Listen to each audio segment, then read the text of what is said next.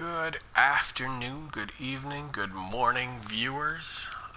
Welcome back to Airman Dan's tutorial stream. I know it's been a while since we've been together. I appreciate everyone coming out tonight. We'll wait just a few more minutes here for stragglers to come in. I got the announcement out a little bit late tonight, and the stream went live off of the usual schedule. So, welcome to Dave Sunday. Welcome, Derek to John's, to the Nebulae stream tonight. Given just a couple more minutes for people to filter in.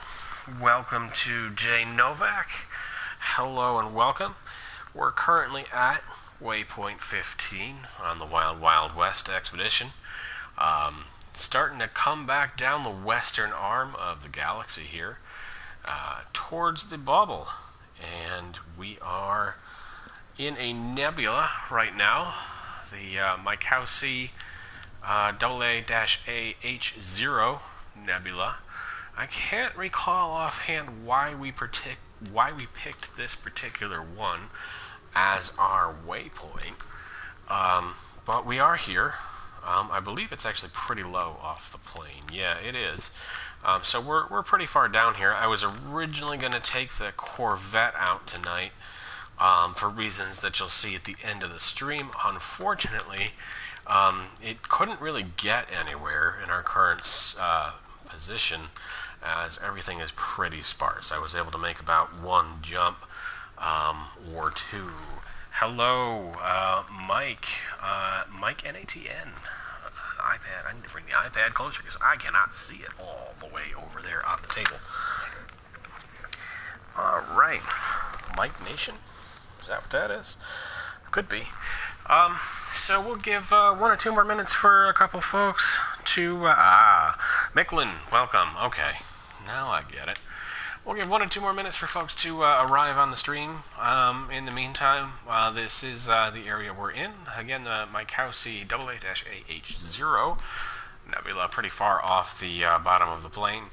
And on the way back down towards the bubble on the Wild Wild West.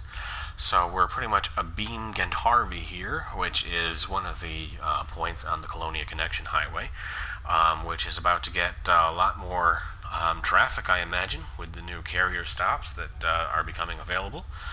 And that should be exciting. Get some more folks out to Colonia.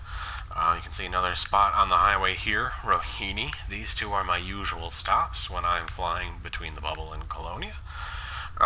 Long-time viewers may remember Rohini from our very first stream at the start of the expedition, actually before the start of the expedition, when the carriers were still en route from the bubble to to Colonia.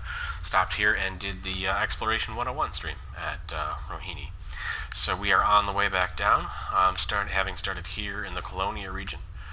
Having worked ourselves all the way out here to the farthest western point in the galaxy, and now we're starting to slide back down the galaxy. And if we go on plane, you can kind of see our path of travel has gone up and then down. Next week we'll be visiting some Guardian runes, so that should be fun. But in the meantime, we'll go ahead and get started talking about nebulas in this game, Elite Dangerous. So nebulas, are gaseous bodies, essentially, that occupy several light years, that are stellar nurseries. So a lot of stars in real life will form in nebulae like this. They also make for great pictures in-game. Now, I'm going to perhaps ruin some people's experience here a little bit. But in this particular game, all of the nebulas utilize 4 or 5 models. These are not the rendition of the nebula is not procedurally generated. They are all the same model, and kind of like how Super Mario for the Nintendo Entertainment System worked. The developers got a little bit creative in copy-pasting them. So like how Mario's clouds and bushes are actually the same sprite, most of the nebulas are all copies of each other, just rotated in various different ways. So if you haven't noticed that before, you're probably going to notice it now. And I'm sorry for doing that to you, but it is the truth. So what I would like to do is maybe explore around the nebula that we're in a little bit, look for some photo opportunities, and see if we can't find a planetary nebula. Those are pretty difficult. I did not have time to go through and locate one in advance, so if we find one, it will be found live on stream. Dave Sundays asked, is Barnard's Loop handcrafted too? That one I don't know the answer to, actually, so I'm not sure. But I have spied with my eye here a small nebula some distance away. One of the things I'd also like to do is quickly switch over here to realistic. No, I don't want to do that, actually. That clutters it. But you see how there's these like gray blotches that you can see that look kind of like nebulas? What I'm going to do is I'm going to actually turn off, and they should stay on there because they're not stars. Yeah, so I've turned off all the stars, and you can still see these gray blotches kind of splattered all over the place. Those aren't nebulas usually. Those are dust clouds, Oort clouds, around typically very young stars. So inside all these gray blotches that you can see, we'll likely find O-type stars, some Herbig AEB stars. So even though I've filtered all the stars out of my map, we can still see them because you can see the dust clouds. So let's actually, before we get flying far away from where we are now, let's see if there's any of those nearby, and go check one out. I think I see one, yeah. See if we can get to this area here. A little tricky to zoom in on it. And of course the map won't select anything until I turn the stars back on because they're all filtered out right now. So let's see if they come back if I put O-type. Nope. How about let's do, I think, non-sequence. No, interesting. Okay, I wonder what's in here. So again, a lot of people, sometimes you see these and you get excited thinking, ooh, a planetary nebula. But usually no. So if I turn on protostars, I bet you that's going to pop one in there. Hello. Yeah, there we go. So that's going to be an Herbig AEBE, 1,200 light years away. Let's just out of curiosity, I know that this is a pretty neutron-dense region, so it might not be too terrible to route there. I'm in the DBX today, which has a range of somewhere like 62, 63. So if we can get there pretty quick, we'll hop over just to see what it looks like, which isn't going to be super visible at all. But it will allow us to also come back towards the Mycausse Nebula and kind of see it get bigger and bigger and bigger in the skybox as we approach it. So if this is like between 10 and 15 jumps, I don't mind going for it. It's 14. So let's go check out this Oort cloud. We're probably not going to be able to actually see it when we get there, but who knows? Maybe there's something cool in the Herbig AEBE system. My guess is probably not, just because it's a young system and there's likely nothing that's actually formed there yet. But we won't know until we get there. So we'll go ahead and take off from the Silver's Landing here, and I'll turn down the volume a little bit so it's not overpowering, which is the other app. Cloud release confirmed. Departure confirmed.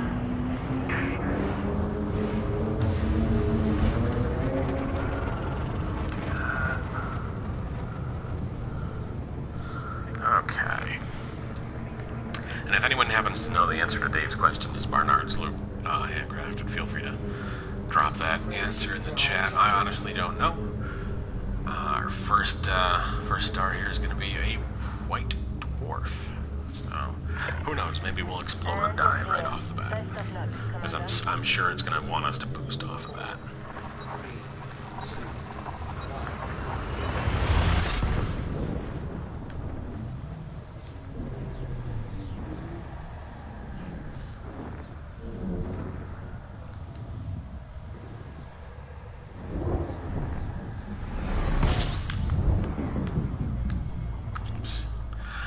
no fire groups defined. That's right. Excuse me while I fix FDev's little disaster with update 9 here. We need discovery scanner on that one, and we do surface. Oops. Surface scanner on that one. And then how do I normally do this? I think I do composition and data, and then heatsink. I hope they fix that and like bring the old fire groups back, because my combat ships are going to be a pain to set back up again. All right. Frameshift drive operating beyond safety limits. Frameshift drive supercharged. All right, we've got our boosts. Let's give it a honk. See if anything's here. 9. Yeah. Frameshift drive charging. We'll keep on moving. Ooh, another white dwarf. This game just wants me dead, apparently. But it's going to get us quickly to our word cloud. So I won't complain too much.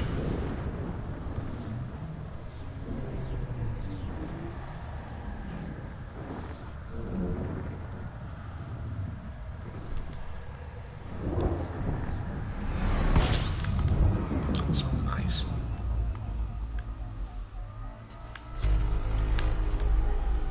I guess I got a codex discovery for that one. Must be the first time I've hit a DA in this particular region. Frameshift drive operating beyond safety limits. Frameshift drive supercharged.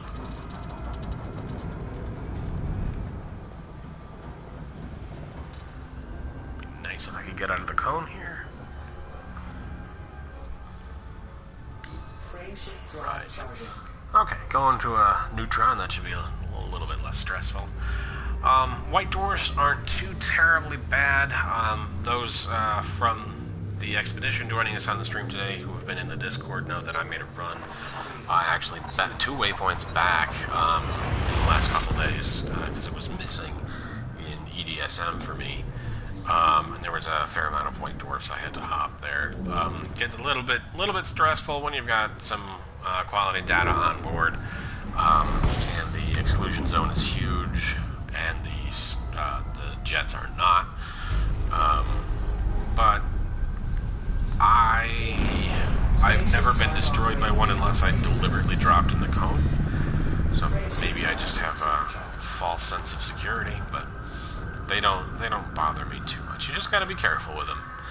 Come in slowly and make sure that you are pointed away from the exclusion zone as you enter. For some reason, white dwarfs tend to, at least in my experience, tend to try to grab you and turn you back around towards them, which is a little bit scary. If you drop inside the exclusion zone while you're in the stream, you're in for a bad time.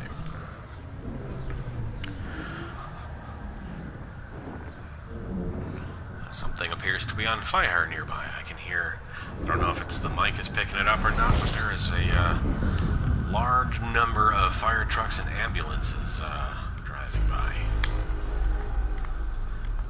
Warning. Frameshift drive operating beyond safety limits. Frameshift drive. And I'm not scanning any of these systems, even though I normally would, especially in this kind of remote area. We might actually have these neutrons be first discoveries, but I don't want to hold everyone up forever while I stop and smell every single rose on the way to this word cloud, which more than likely will be invisible and the star will have nothing there. But when we turn around and come back, the view will be pretty good as we start approaching the nebula where the waypoint's at. So that'll make it worthwhile. And we'll also have a peek for some planetary nebulas.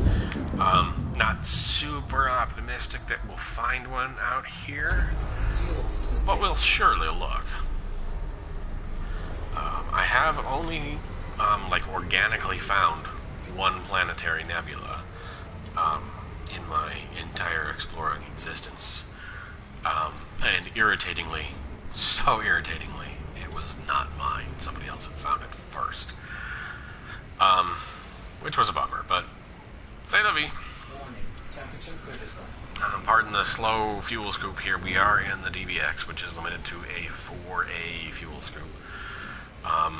I wanted that at the end of the stream we're gonna do something a little special here today, and I wanted something with a good paint job on it still. The Anaconda, of course, has a much larger and faster fuel scoop. However, the paint job on my Anaconda is at 0%. And as I mentioned when I tried to do this in the Corvette just didn't have the jump range to get anywhere. So, DBX it is. Frameshift drive charging.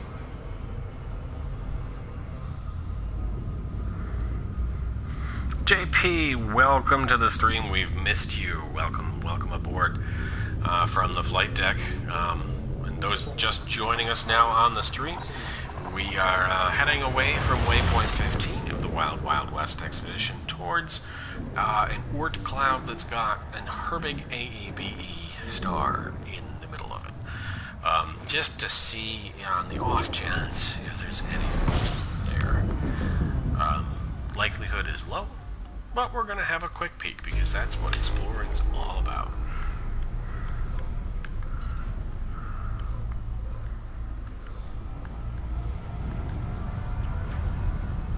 Warning, frameshift drive operating beyond safety limits. Frameshift drive supercharged. Frameshift drive charging.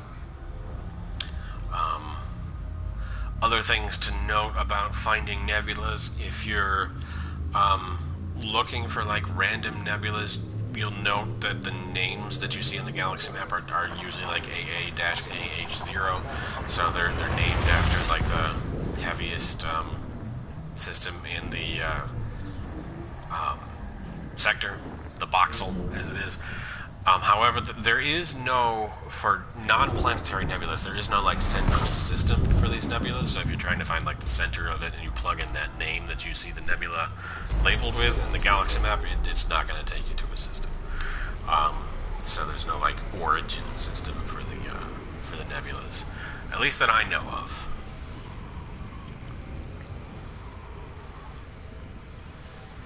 Man, sometimes I can't believe I went to Beagle and back twice in this thing. I guess that was before I had the Anaconda, though, so I didn't really have any context to the relative slowness of the fuel scoop.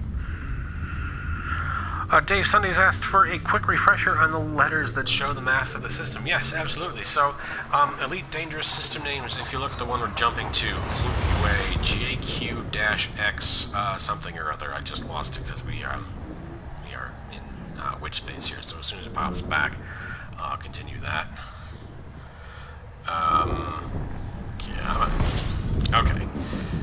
So our next system here is going to be QA QL-VC3-6. So QA is the sector name. So all of the stars in a roughly like 8,000 light year cube, more or less, depending on where you are in the galaxy, are going to be QIs. So that's the sector name. QL-V is the coordinate system within the sector. There's actually a very long article on how that coordinate system works. But the weight of the sector is at the last part here. So you see where it says C3-6. That means we're going to a C mass system. And the weights are from lowest to highest, A through H. So A's tend to be very low mass systems. You'll find, red dwarfs, brown dwarfs, things of that nature there. H mass systems, on the other hand, are very massive. You'll find heavy things. Black holes, Wolf riots are always in H mass systems. Only Wolf riots are always in H mass systems. Black holes can be other places. Neutrons, H mass. And so if you're looking for Wolf riots, and you want to find one quickly, just go to your galaxy map, type in the sector name, and hit search. Don't type anything else, and the search will start iterating through the galaxy map by weight. So when we get to our destination, I don't want to mess up my plot here, but when we get to our destination, I'll give a quick re-demo of that. A to H is the range, Dave. So where it says C3-6, the highest that would ever be would be like H. So that's always at the end. So the coordinate system, because it's weird, can like spill over until the last part of it. But that will always be I think it's always going to be a number. Yeah, I think so. The final letter in that the first letter in that final group will always be the weight of the system, and I'll quickly do a refresher in the galaxy map of that whole process once we get to our destination, which I think is going to be in 4, maybe 5 jumps. Ha, 5. Okay. So we'll be there in 5 minutes, and we'll do a quick navigation refresher at that destination there. And yep, JP is correct. One of the first videos that I did, and actually the one that I mentioned at the beginning of the stream that was filmed by Rohini, goes into that in pretty thorough detail. But I certainly don't mind doing a quick refresher here for new viewers and for old salts alike. I don't know, is a space explorer an old salt, or is that only somebody who travels on the sea? What would you be if you were an old space explorer? Would you be like an old muon? Fuel sweeping complete. I don't know. What would you be? I'm curious. An old dwarf. Well, see, I get it. I mean, I get that's a reference to an old star. I get it. I don't know how well that would go over old dwarf. It just kind of sounds like you're talking about Gimli. So I don't know if JP has nominated Old Asteroid. I like it. It's punny. It's Old Dwarf, Old Asteroid. I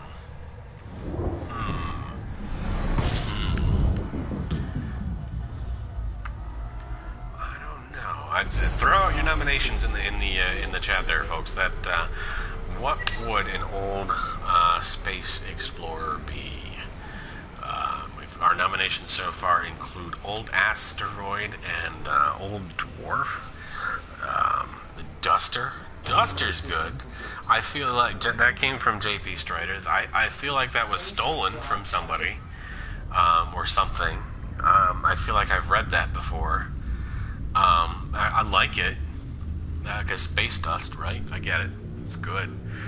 What would I be if I was old and in space? Something that would have a vacuum-related pun. I don't know. Hoover, Black and Decker. Ooh, Black and Decker is a vacuum and space is black. I don't know. Black and Darker. Again, along with Old Dwarf, I think that could get problematic.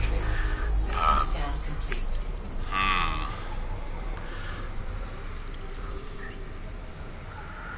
Supermassive old fart. Well, fart jokes are always funny. There's never a context in which a fart joke isn't funny. So, I like that. Supermassive old fart. Okay. That's good. Big banger. Not bad.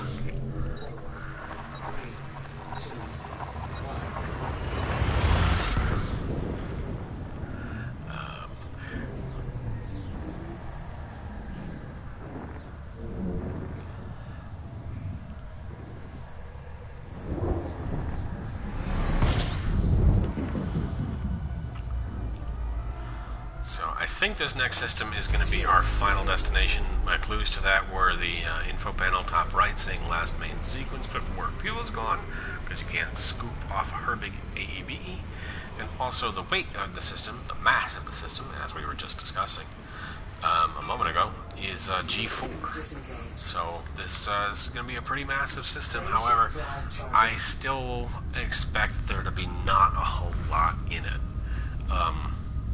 Because it's going to be young. I bet you we're going to see a pretty young Herbig AEB star and nothing else. And note that you can't even really see the Oort cloud on the skybox. So a planetary nebula you would have been able to see by now. So these are not planetary nebulas. They aren't really visible, but it's worth just quickly going to. Oh wow, there's a bunch here. That caught me completely by surprise. I will be completely honest there. My expectations have been defied. Interesting. I got a codex for the Herbig AEB. We'll fly a little bit away from the star and see what. Dave, did you look it up on EDSM? Is that what you did? Whoa, ammonia and water here. Okay, this is an interesting place. Yeah, it's already been discovered naturally. So that is what you did. Oh, you didn't look it up. Well, it has already been discovered, so nothing new here. Might go check out that Class 4 gas giant. Those always look prettier in the FSS than they do when you get up next to them. They like have this nice red hue to them, but then you get up to them and they're you can hardly even see them. So we'll just we'll finish our little map here in our water world, and then that is going to be ammonia, non-terraformable. Maybe a little bit of money. Looks like we got another ammonia hanging out in here somewhere. Okay, so I was completely wrong with my expectations for this system. System staff complete. That's fascinating. So we have got an Herbig AEB that is very young, 2 million years old. So, I mean, that's as expected. And already it's formed an ammonia world. This one's another water world. And there's a second ammonia world. So 2 ammonias and a water, a couple brown dwarfs. Excuse me, these are T-Tauris. So also pretty young. All 2 million years old. Another T-Tauri, another T-Tauri, another T-Tauri, more T-Tauris. So, what a fascinating system this is. I'm not going to go and these are not terraformable, so I'm not going to go and throw a map on them. But I will fly a little bit out just so that you can see that there is nothing to see. The Oort cloud, I don't know why I keep emphasizing Oort. Am I a guinea pig? I don't know. Is not visible. Like, you can't, it's never gonna, not just because we're too close to the star or anything, you cannot be seen. This is, of course, the Beagle flyer here, November 74656, after the USS Voyager. So, yeah, the gray dust that we see on the galaxy map just isn't something that's ever going to be coming into focus here. JP's nomination for old spacefarers is Scoot, as in Sagittarius Coot. I'm going to give that a... It's just kind of... I mean, I appreciate the effort, but we're just going to take that one and kind of set it aside for now. I don't know. I'm not feeling that one. That one's not doing it for me. But I did promise a quick refresher of the system weight analysis thing. So, since we're actually in a new sector here, what I'll do is I'll plug in this sector and see if we can land at a nebula. So if we just do clue K-U-A-E. So if we just plug in the sector name and search, it's going to go to the heaviest system in the sector, which is a black hole. Only 944 light years away. Triple black hole, in fact. And you can keep doing that. It will iterate through all of the high mass systems. Here's a Wolf Riot. So if you need one of those, there's a Wolf Riot and a O-type there. You'll get them this way, and you can get undiscovered Wolf Riots. Here's another, a Wolf Riot C-type. So if you're looking to check off Codex discoveries or get your name on a Wolf Riot, they're not actually that difficult. This is almost this is actually a B subgiant with. Is that another Wolf Riot? So that's an interesting system. That might be worth looking out. Somebody. I'm not going to turn this into a random star thing. However, I saw it. Okay. Is it going to be another Urbig AB? No, it's going to be Chitauri because I have non-sequence turned on. So anyway, yeah, you can continue doing that, and as you see, let me just do another one. The heavier mass systems, I guess you can kind of think H for heavy, H41 at the end there. H is the mass, and eventually, if we kept doing this, it'll go up to the next next letter, which is going to be G. And you can iterate. It will not go through every star in the sector, and it does seem to skip some. I know this because earlier in the expedition, I tried a sector where I was in a system that was more massive than some of the surrounding systems, and it never hit the system I was in. So I'm not sure that this is comprehensive when you do that. Oops, shit. I didn't mean to do that, but whatever. I'm not sure that this is comprehensive, but it will get you, if you're just looking to make discoveries, I mean, it will get you that. So this will get heavy. And if you wanted to, like, narrow it down, you could plug in, like, AA-A, which would make sure that it never goes outside the H masses, but there's, I mean, I don't know why you would do that. So yeah, I guess this system is full of this sector is full of black holes if you're looking for some. There's another Wolf Riot with a B giant. So I have a thing for B stars. So let's just humor me and see what this is going to be to go to. I know it's in the wrong direction. I know. Bear with me, though. Oh, it's another 14 jumps. I'll tell you what. I will bookmark that for me to explore later, because that's a B giant. And I do love me a B giant. And I've been looking for a B giant with a close planet for this entire expedition, and I haven't found one. So I'm just going to go ahead and bookmark that so that I can follow up on it later. And then meanwhile, we will go back towards our waypoint, also in search of planetary nebula. So just going to quickly scroll around. Usually you get these little smudges on the galaxy map, and you think, oh, maybe that's a planetary nebula. And then you get closer, and it's one of these gray clouds of dust, and it's not. It's a gray cloud of dust. And that one was an O-type. You wouldn't be able to see the cloud of dust there either, which is a bummer. So I feel like it's pretty unlikely that we're going to find a planetary nebula so quickly and so randomly in this pretty thin region. Big Boomer is JP's next nomination for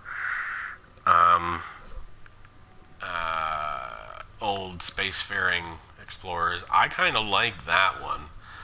That one's not bad. Big Boomer's pretty good. I got some more smudges here. So the a planetary nebula will have some color to it, and they appear as a tiny speck or a smudge, just like what you're seeing here. But then you get close to it, and they're pretty colorful, often blue. There's another nebula down there, and if you happen to see a blue smudge as I'm scrolling around like this, feel free to call it out. I'm not going to spend too much time on the hunt, but who knows? Last time we went looking for a black hole, we found it doing exactly this, just random coasting.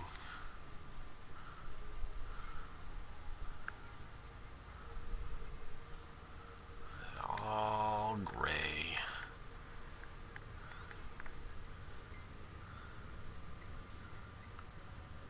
That's gray.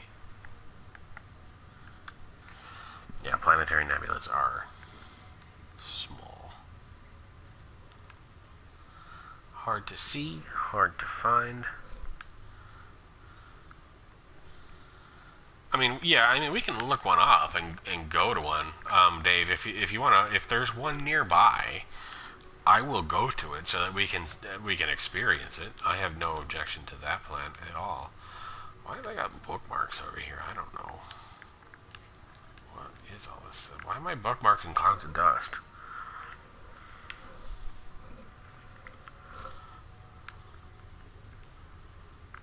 What is this? I wonder if I bookmarked this for a reason. It's an O-type because it just popped up. Cloud of dust. What? What a waste of a...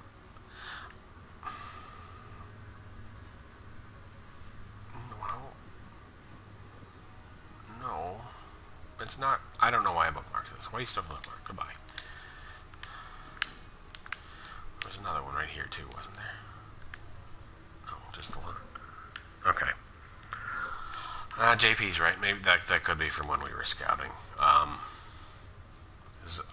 until like a couple days ago, the penultimate waypoint of this expedition was just something that we kind of pulled out of our butts.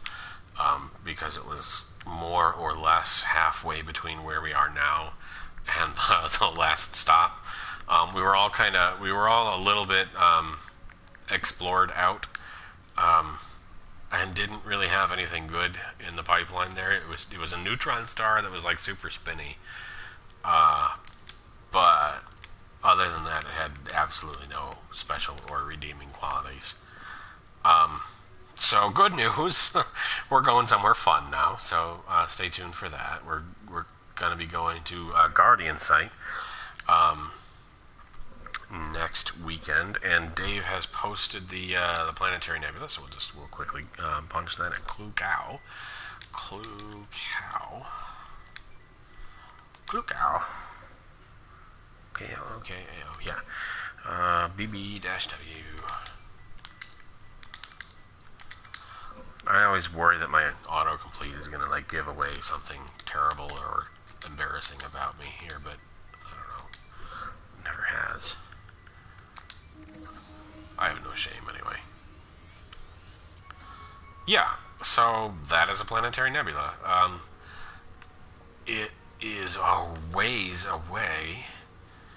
But I will just simulate the experience of finding one. You can see like how it kind of fades into the background, and at this distance, it's gone, and it just pops back. So you really have to be right on top of it to see it. Like there it is at this particular point. It looks like it almost looks like a blue star, kinda looks like a gray smudge. You can see the hint of color that it's got to it, but at this distance, it's just another gray smudge. And I can still make it out because I know where. Oh, now I lost it. So they are, without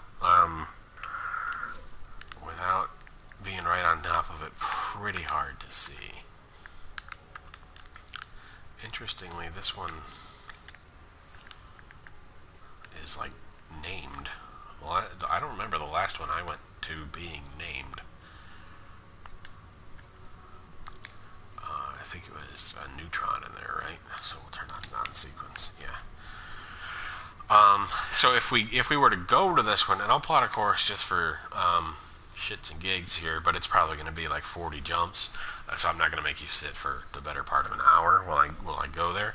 But this will be visible if we arrive in system. It will have a beautiful like blue backdrop to the entire skybox.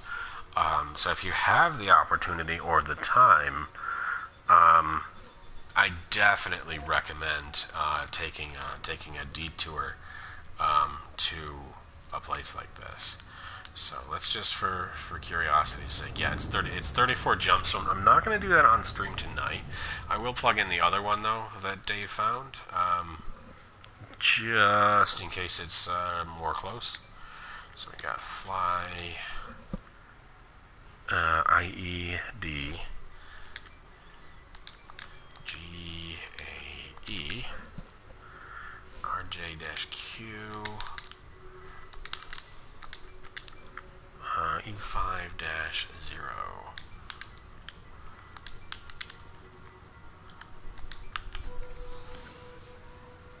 Yeah, this one's definitely farther. Woof. Okay. Ooh. This one's not blue. This is a. This one's interesting indeed. It's got an F type and a K type in it too. Okay. Where is this in relation to us? Let me bookmark that for. I've never been in one that color. And I believe, unlike the big nebulas, these might be procedurally generated. The poof. That's a neat one though, Dave. That was a good one for follow-up. But as you can see, due to the color, at this distance, it's already a gray splotch. So yeah, they are definitely tough to find, hard to just happen into. So the likelihood of us finding some undiscovered one out here at the Waypoint is quite low. But what we're going to do now is we'll head back towards the Waypoint so you can actually watch this, because these nebulas do appear in the skybox. And we'll watch it grow in the skybox, and we'll kind of hop around the systems in the nebula a little bit, as they frequently, but not always, being like stellar nurseries, have biosites for finding. So I will go ahead and get us a course back to the nebula now. I believe this is the waypoint. I think this is the one with the Silver's Landing. So we'll plot that. Should be roughly the same number of jumps back, another 14 or so.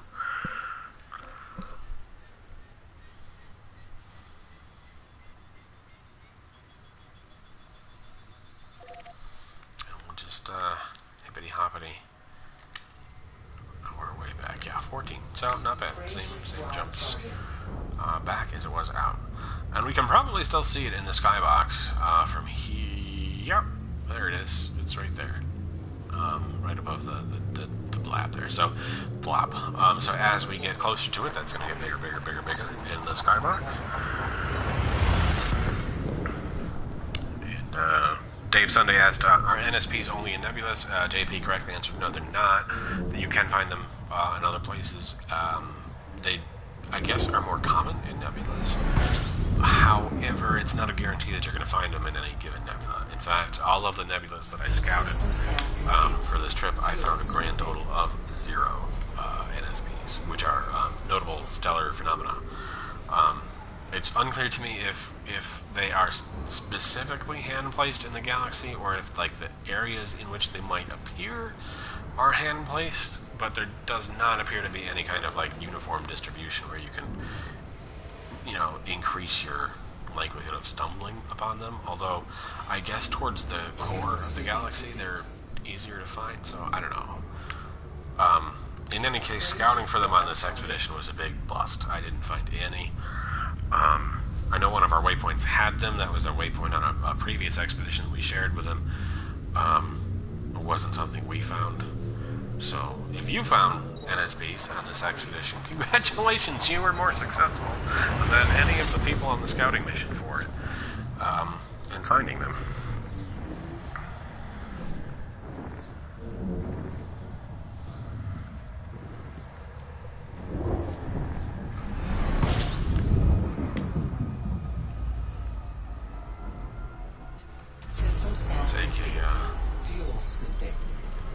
Another 13 or so minutes to make these jumps. About one jump a minute in the DBX with this fuel scoop. I could get it a little bit faster if I start jumping while it's scooping. It tends to cook that way, and I have cargo on board today that we're gonna want to keep. So not willing to do that. And again, that's at the end of the stream. We're gonna do something for one of the other people in the expedition, and it's gonna be nice.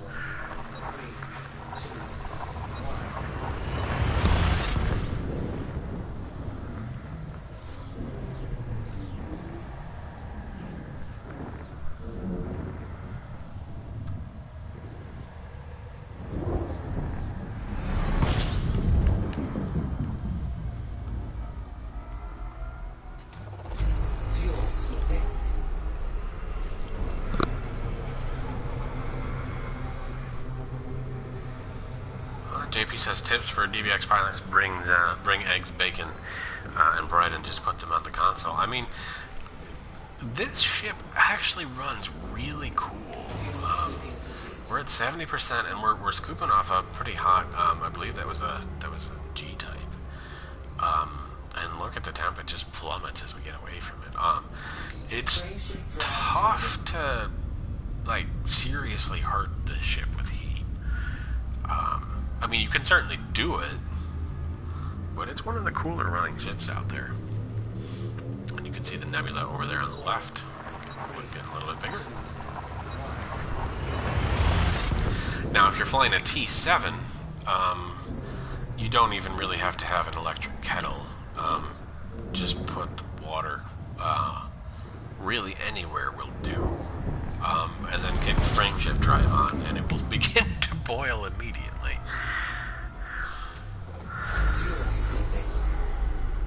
JP says I have to get really close. I mean, I will surf this exclusion zone, and we might get above 80 if I get real close. But yeah, it's not even pushing above. There's 70. I mean, look at that. That is some good heat management for this DBX. And we're still on course for the Nebula right there in the center. Davis asked, how are T10s on heat? I honestly do not know. I've never had a T10. I do not know how they fly. JP says they're not too bad, which is good to know. I toyed with the idea of having a T10 when I was looking for a mining vessel that could defend itself from NPCs. I wound up getting a cutter instead, because the turn rate of the Anaconda in Super Cruise is aggravating enough, and the T10 is even worse, to the point where, reading about the T10, apparently people will, if they need to turn around in Super Cruise, they will drop to regular space, do a turn there, and re-engage the FST, rather than turn around in Super Cruise, so, no thank you.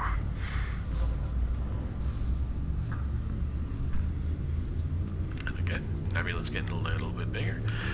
We should be coming up on a neutron hopper 2 pretty soon, so the Nebula's going to kind of get substantially bigger because we're going to go 200 light years instead of 60. Yes, Dave, I do believe T10s are excellent at anti-Xeno. That's something I've never done as we get to the end of the expedition back in the bubble. I may try my hand at that, but I believe those are excellent chips for that purpose. Fuels. I can't give you a build or recommendations, but I'm sure the Internet Machine has plenty of ideas there.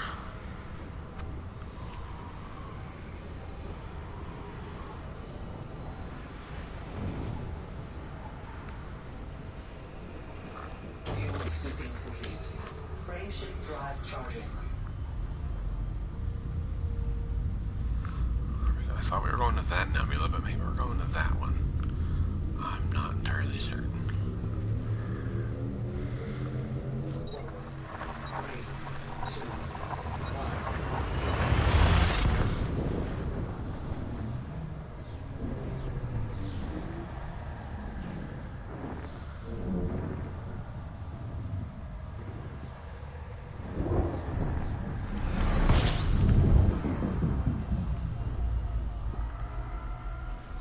System scan complete.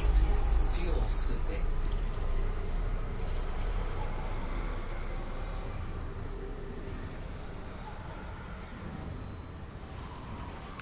I think we're going to that one. The colors look right. Yeah. Fuel scoop disengaged. Frameshift drive charging.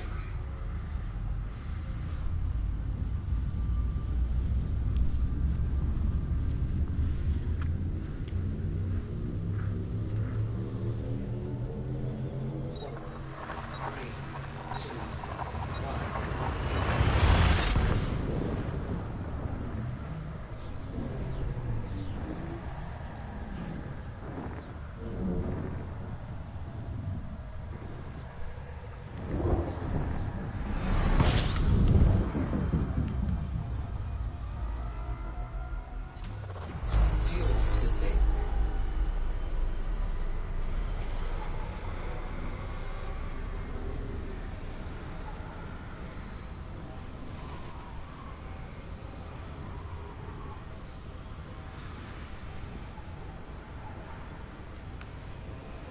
Fuel scooping complete. Frameshift drive charging.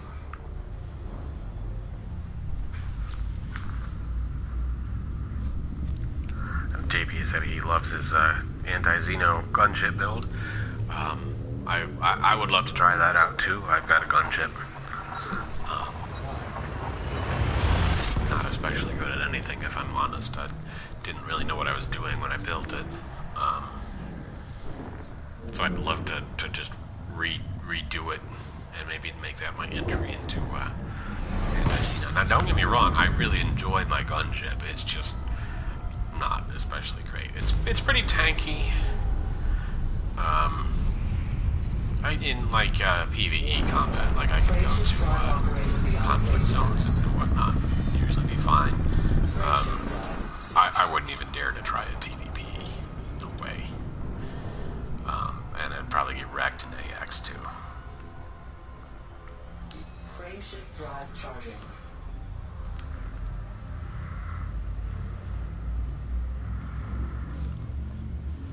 Dave, how is it you've only made 500 million?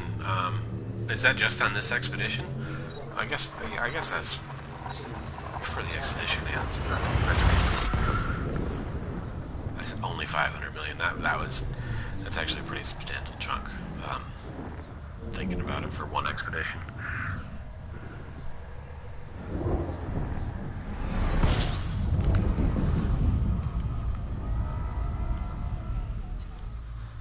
Look out those. What you're looking for, Dave, if you're trying to catch those terraformable high metal contents, are worth the bank. I think they're actually worth more than terraformable water worlds in some circumstances, and they're a lot more common. It's a time sink going after those, but you can rake up the exploration bucks pretty quickly that way. But yeah, terraformable water worlds, terraformable HMCs, and don't forget there can be terraformable rocky bodies too. Those exist.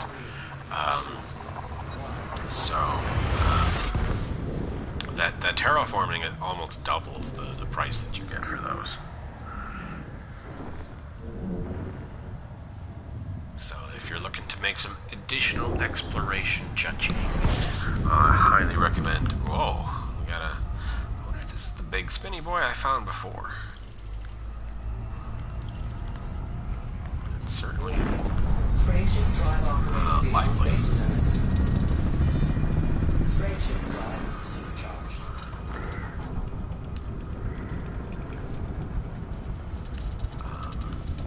A little bit stuck inside the cone here. Please stand by. Frameshift drive operating Captain has turned down the seatbelt sign. Oh, it's a binary. Hold on. Hold on. Look at that picture. Okay. Go ahead and get a snap of that.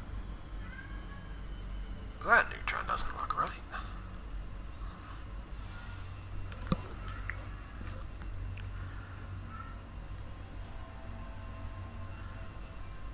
It's a neat system. I'm just going to take a... where are we right now? I see the CD... Okay, the screen grabbed that too. Wait a second.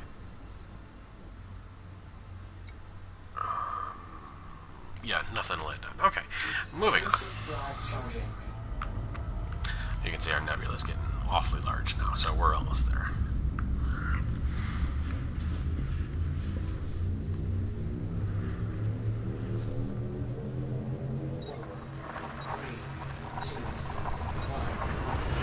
Opposite roll and yaw stabilizes the ship in the cone, says Dave. Okay. I don't think I've ever tried a particular strategy. I may have to give that a whirl. We might have one or two more. I think we've got a white dwarf. We had 2 white dwarfs on the way out, so perhaps we'll get a chance to try that out. It would be real nice if there it is, the exclusion zone. Okay, I hate when it does that. The game just decides to not draw the exclusion zone and makes me guess.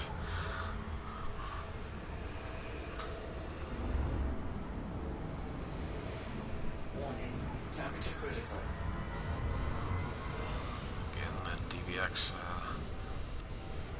not the greatest fuel scoop in the galaxy, but gets the job done eventually. Fuel scooping complete. And look, we never even got to 90% heat, and we were real close scooping for quite a while there. Frameshift drive charging. All right, we'll try this.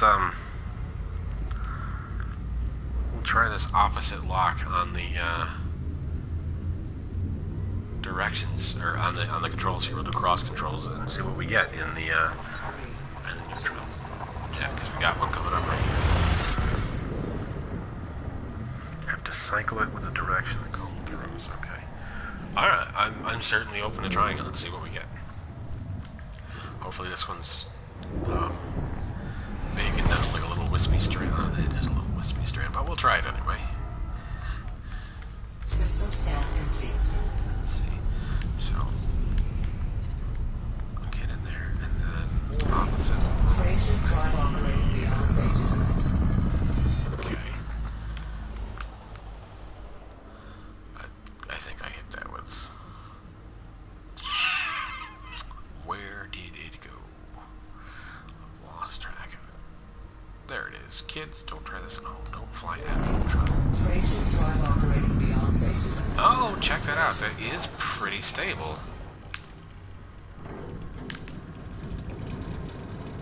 What a neat tactic. Thank you, Dave. I never, for some reason, tried that particular set of control inputs.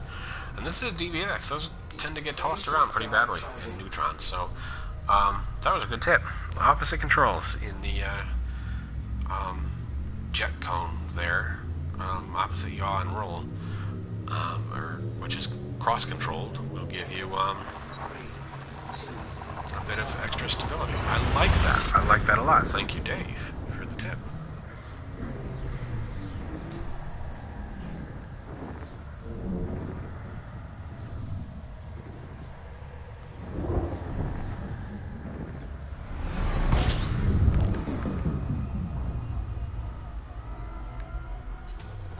Fuel scooping. Are we here? Oh, we are. We're here. Okay. Alright, we have made it back to the waypoint, which I actually haven't scanned. So I'm going to go ahead and scan. What I'm looking for is a landable, and in this particular case, I don't want the landable to be close to the star because I want to have the nebula view in view on the horizon. So may not have a candidate that is appropriate for that in this exact system. I would love it if there were. I don't know if anyone in the chat has scanned this system or not. Are there any landables I can get here? I see there's going to be some Ike bodies. What am I, a Roman? Pronouncing it with the hard C. Icy bodies. Hopefully something I can land on.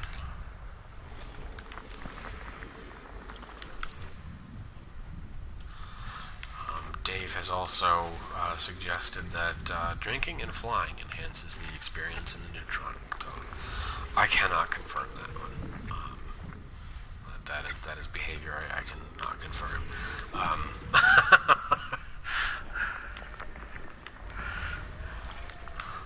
It's another Ike body. It's the damn FSS map is moving. It's been drinking. Alright, it's docked.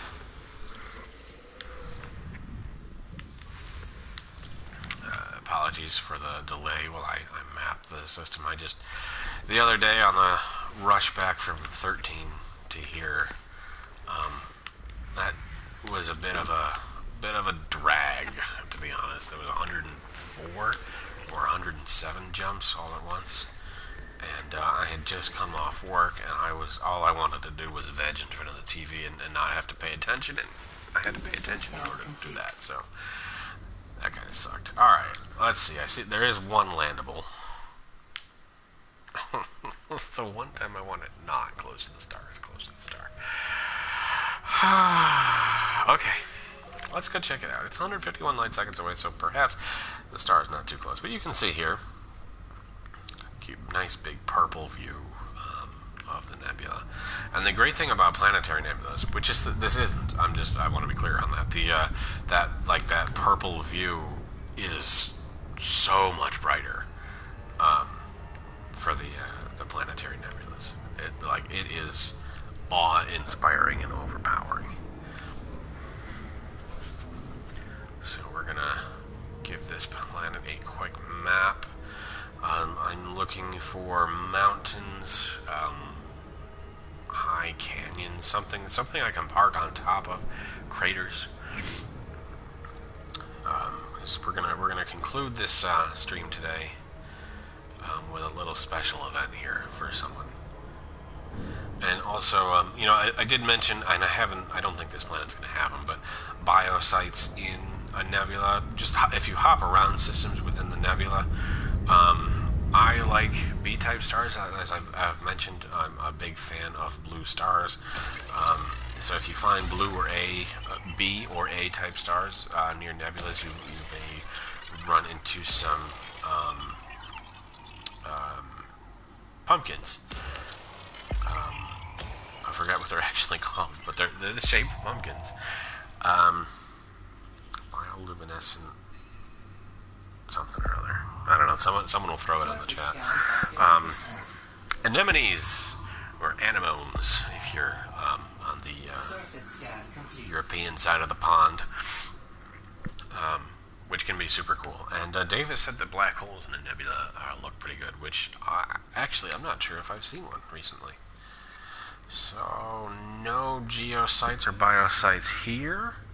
So let's just kind of do a visual inspection. What I'm trying to do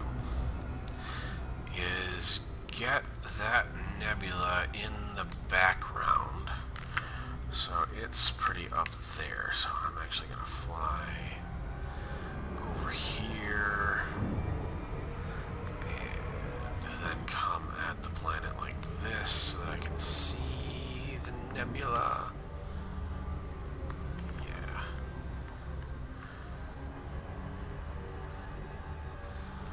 Oh yeah, I'm liking this. And then not seeing any oversized mountain ranges here, so we'll look at the center of a crater is typically a good spot to find a mountain.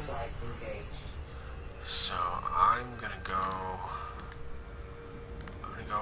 at this one that's directly ahead of me, and let's see what the view looks like from there. Got half a gravity so far.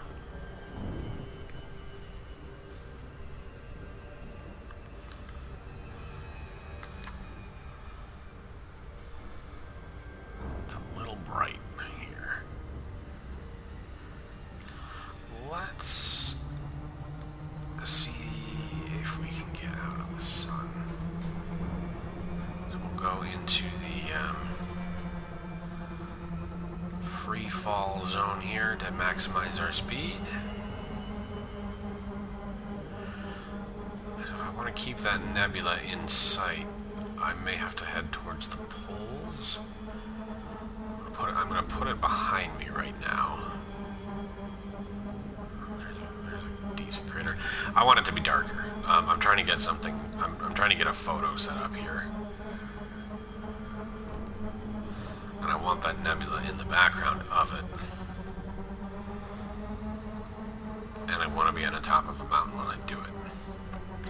So if you've ever seen the Simpsons episode where I want all of my groceries to be in one bag, but I do not want that bag to be heavy, that's what I'm going for here. It's a good looking spot. Oh, that looks even better. Slow it down, will ya?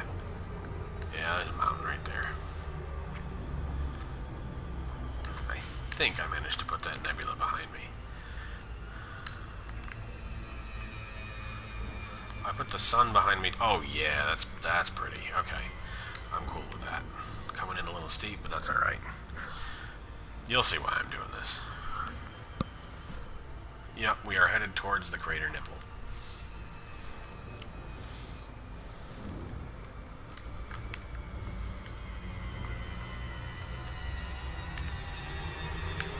Yeah, this location is going to be pretty good.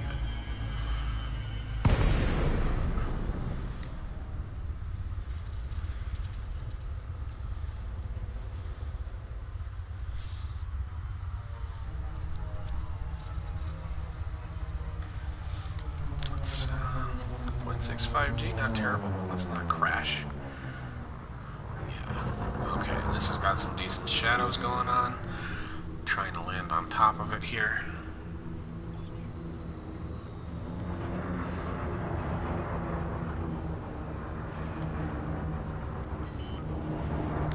Hopefully there's a spot I can park. I think I should. This might have been a challenge in the Corvette, but I think I should be able to find it. Yeah, there was one.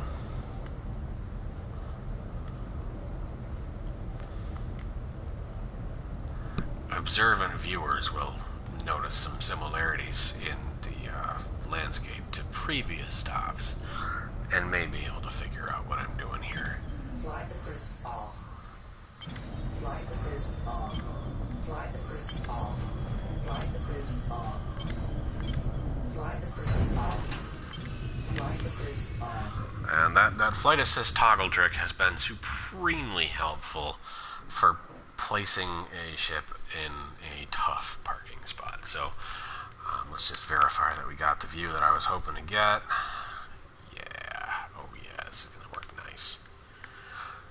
This is going to work. It's going to work perfectly. Even the star is in an appropriate spot. Just like last time. Is this planet tidally locked? Will this view change?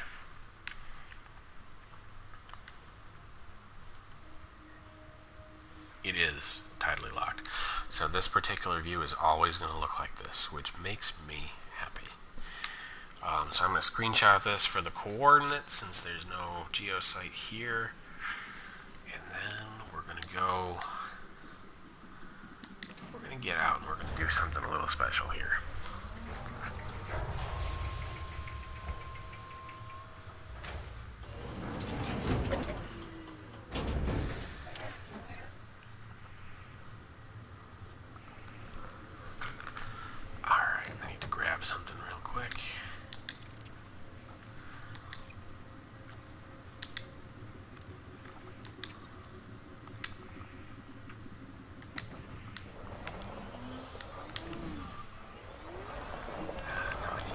spot to put it.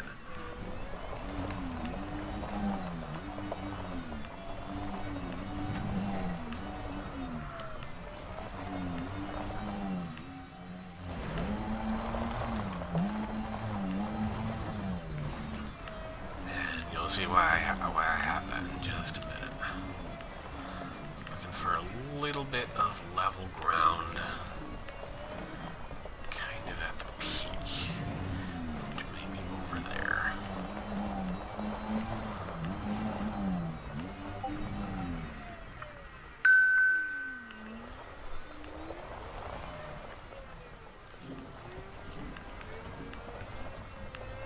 Yeah, I think this is going to be the spot. Let me just get my camera out to make sure that I am where I want to be here. Yeah, I am. This is going to be the peak.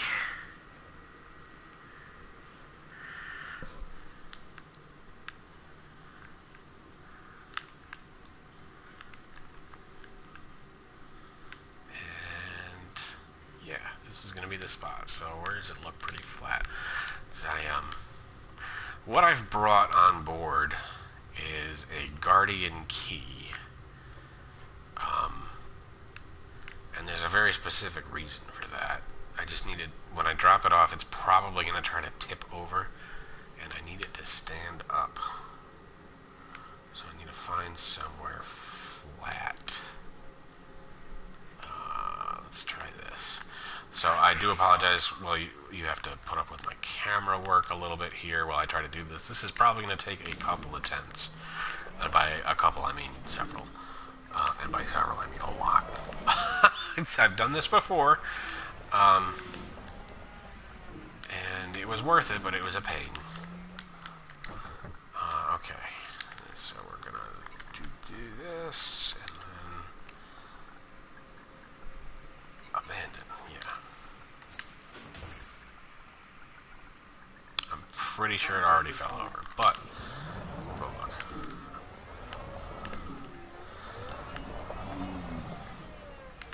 Yeah, it did.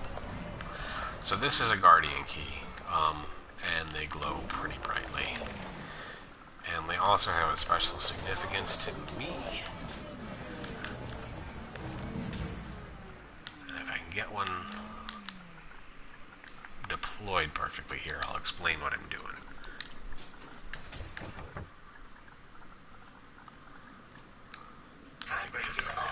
I may have to, yeah, it keeps tumbling down this thing.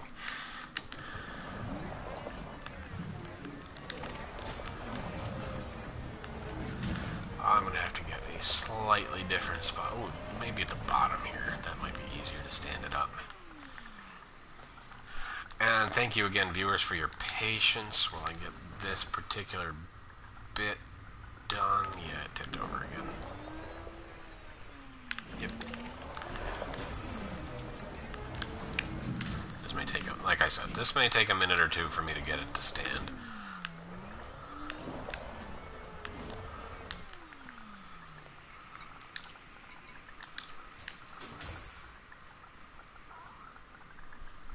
I think it tried to there, but I'm pretty sure that tipped.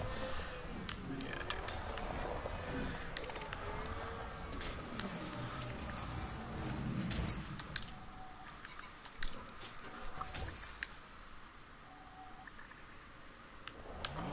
That's a maybe. Didn't we? I'm watching it on the radar to see if it tips over or not. If you get it right, it just kind of settles down directly behind you. You see it fall straight down, and I think it tipped because you saw it kind of jitter at the last second there. Yeah, it did.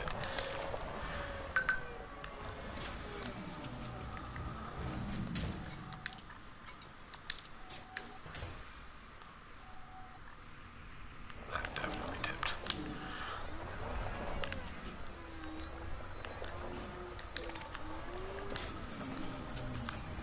How about here? Just gotta find the perfectly flat spot for it. And it will stand up, I promise. Just takes a little bit of diligence and care. finding that perfect drop-off zone.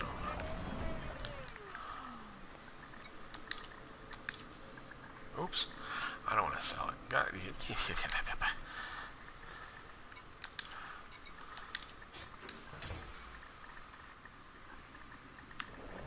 Mining attempt.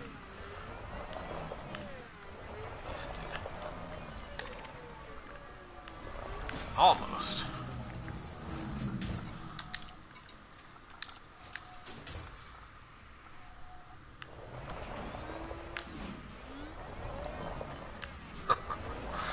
I just did not want to stand up.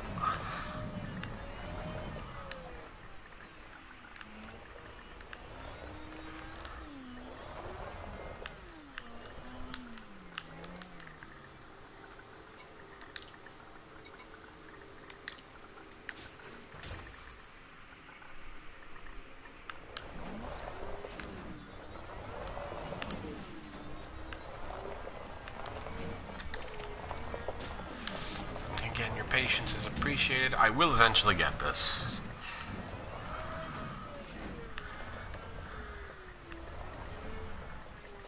Right on this. Oh, this area is starting to flatten out. Okay. May not be on the peak, but we may have an easier time getting it to stand. Ah! It's standing. Okay. Alright. We have accomplished it. Importantly, don't knock it over now, right? Okay. Let me get the shot framed, and then I'll explain what it is I've done here.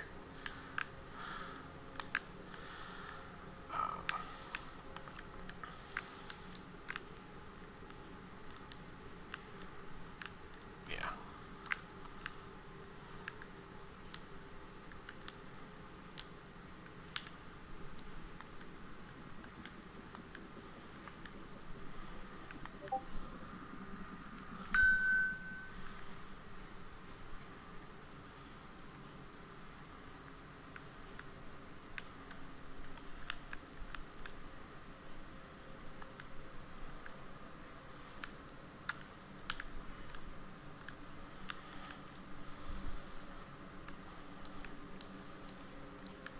Bear with me just a little bit longer. I gotta get just the right angle here. Lost the camera for a second.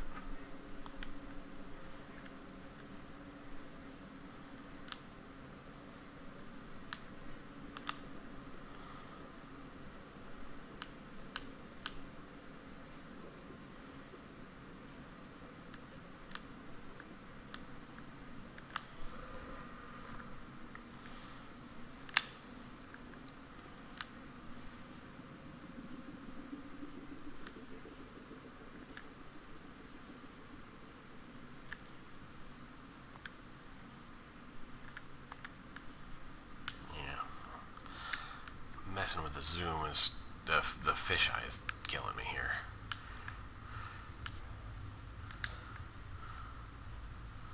Oh, that's kind of pretty. I like it like that. Get that Dutch angle going. Let's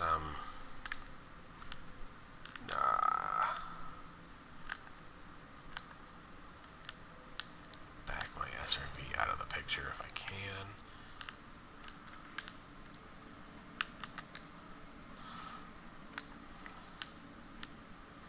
Get that, yeah, right there. That's it. So what I wanted to do here at the end of the stream, and I do thank you, viewers, for sticking with me while I made that shot happen. Those who have been with the expedition since the beginning know that I dedicated Waypoint 8 to my cat who passed away a couple years ago. In fact, the whole expedition is kind of centered around Waypoint 8 and exists because I wanted to make that memorial. So Fuabrew FLP E5-0, I named Toby's Rest after my cat. on the expedition. Unfortunately, one of our other expedition members, Commander Senior 0025, his cat Gizmo, passed away this past week. There's a picture of him in the in the ranch channel in the Discord, and so I wanted to honor Gizmo for coming along on this expedition too. So Gizmo, this we're gonna rename. Excuse me. We're gonna rename Waypoint 15 is Gizmo's Beacon. And I've left this here for him. And this stop will always be for Gizmo. And we'll remember Gizmo for what he brought to Commander Senior's life. And all the happiness that he contributed here at Gizmo's Beacon.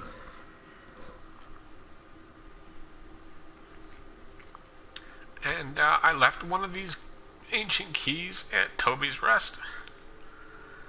And I have one in storage on my other ship that I will always hold on to. And now there's one here too. So Toby and Gizmo can be together out here. And that's what I wanted to do here today.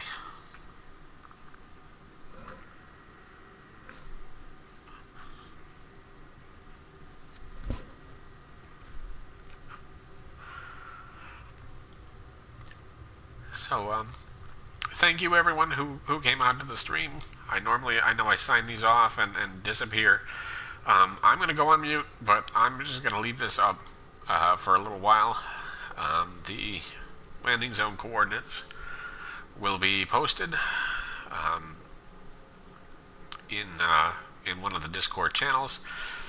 So if you wanted to visit this location, feel free to do so. And if you're on the PlayStation group and come into FleetCom, this will be here for you to see. So thank you all for coming out to the stream tonight. This is now Gizmo's Beacon here, Waypoint 15 at the Wild Wild West.